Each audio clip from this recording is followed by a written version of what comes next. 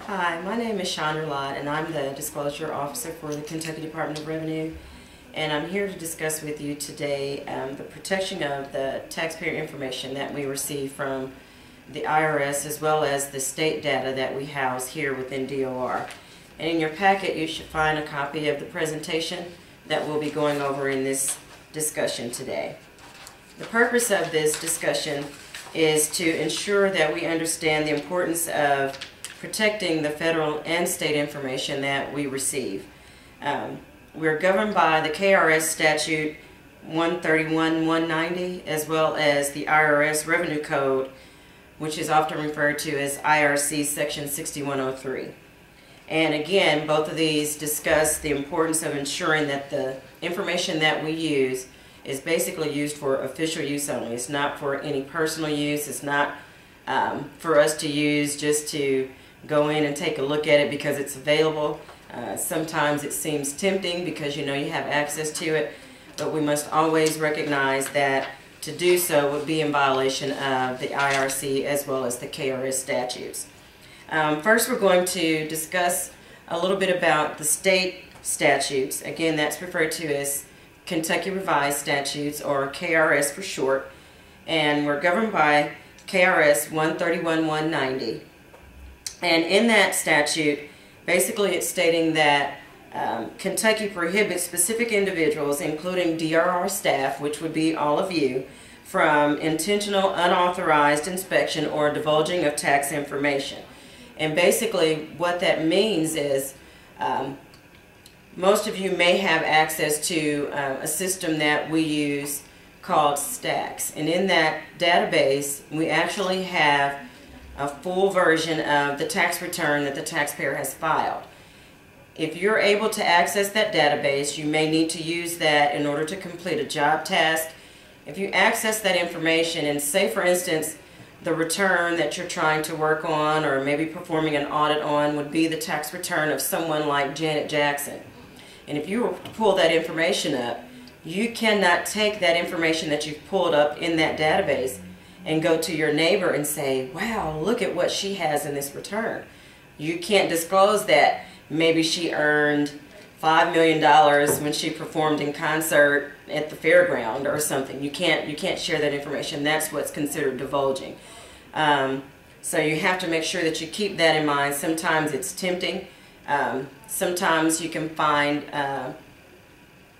the temptation to do that even if you're working in the mailroom where the tax returns actually come in. You may get the envelope of a star that may have again performed at the state fair. If they've earned income here in Kentucky, then they'll have to file a tax return to show the type of income or the amount of income that they've earned here and pay tax on that. So it's not unusual to see a return come in for someone that has performed in concert here or performed at the fairgrounds or for whatever reason.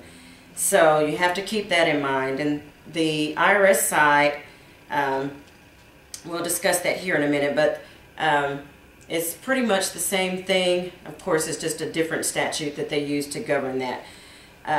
Kentucky also has the KRS 131-081-15, and that's basically the taxpayer's Bill of Rights. And this ensures that basically we are doing all that we can to secure the information that they provide us. They're expecting that when they send in their return, it's going to be protected, it's going to be secure. We're not going to share with anyone what's in that return. So basically your local news organization cannot come in and sign in at the desk and say, I want to look at the tax return of John Doe. That wouldn't be properly securing your information. So this statute governs your right to ensure that your information is protected. On the federal side, we have the IRC section 6103A2, and that section basically deals with the prohibition of any state employee, any person that has access to their data from also divulging that information. So this is where we get the basis of our KRS statute. So again, you cannot share that information that you see in that tax return. Some of you may not actually have access to federal information. If you happen to be on the 6th floor, which is called our federal floor, then this will basically govern what you do and how you govern yourself on that floor. Because you may have the chance of accessing that information. You may actually receive a federal return from the IRS. You may request that, or you may have access to the federal database. So then this would also pertain to you. And then on the other side, their taxpayer Bill of Rights would be the IRC section 7213A. And basically it's the same thing as the KRS side. It basically means that if they send us that taxpayer's information, we're doing all that we can to secure that data.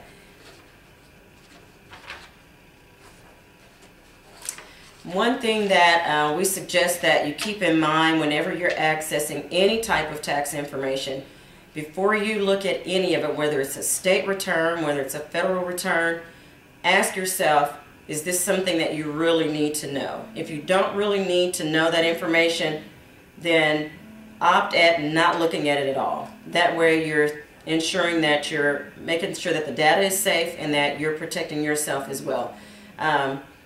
If you don't have a need to know, again, don't open it. Our systems have audit trails where we do periodically run those to ensure that the employees that are accessing that information are actually doing so in accordance with their job requirements, and also the IRS requires that we do that if you're accessing any type of federal information.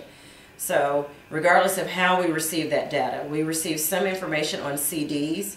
We receive most of our information now through electronic transmission, and that's the easiest way for us to protect it. And then sometimes we get it through paper, through the mail. So regardless of how we receive that information, we're required to secure that no matter what. And just to go over a few examples of unauthorized disclosure, one example would be to provide visually or verbally the filing status, the address, the name of the person on the return, whether or not they received a refund or if they have a tax due. That's unauthorized disclosure. If someone calls on the phone and asks, did John Doe file a tax return? You can't even provide that information because that's divulging confidential taxpayer information. You also cannot provide the address, and believe it or not, there have been occasions where people have accessed the database to look up addresses to update Christmas card list. That's a no-no, we can't do that.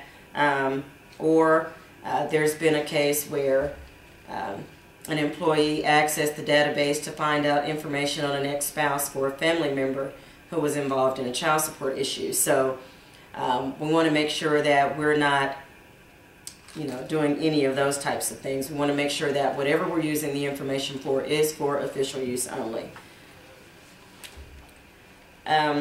You may also find instances where an employee, a staff member may just go on the database and not actually print out anything, or they may just be sitting there bored and they may decide, oh, I wonder if our local representative filed a tax return, and then they decide they want to go in and look in the system and see if he or she actually filed a return.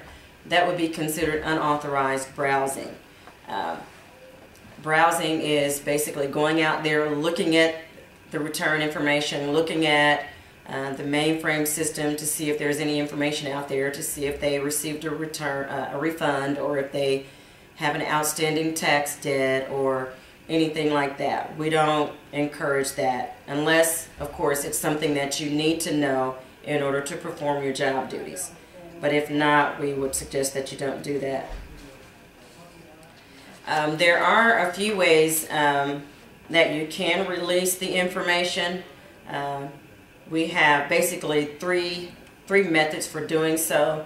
The main way to do it would be to have an authorized exchange of information agreement, and those are prepared in our office, the disclosure office, and generally we have those agreements with other government agencies, state and federal, your police departments, usually not with many of the attorney's offices unless they are assisting the department with prosecuting tax fraud cases or instances like that. But you know, your local grocer can't come and sign up for an exchange agreement just to have information on people that may shop in their store. I mean, you know, they can't do that. So they have to really, again, have an official use to need that agreement. And anytime anyone is requesting information like that, if they call you or happen to reach you on the line, they can always be referred to our office, and we'll determine whether or not we can actually enter into an agreement with them. There's also another way to do that, to obtain information, and that would be for the taxpayer themselves to contact taxpayer assistance and request a copy of their return, or they may authorize their tax preparer or representative to receive a copy of their return. In that case, the taxpayer is giving express permission.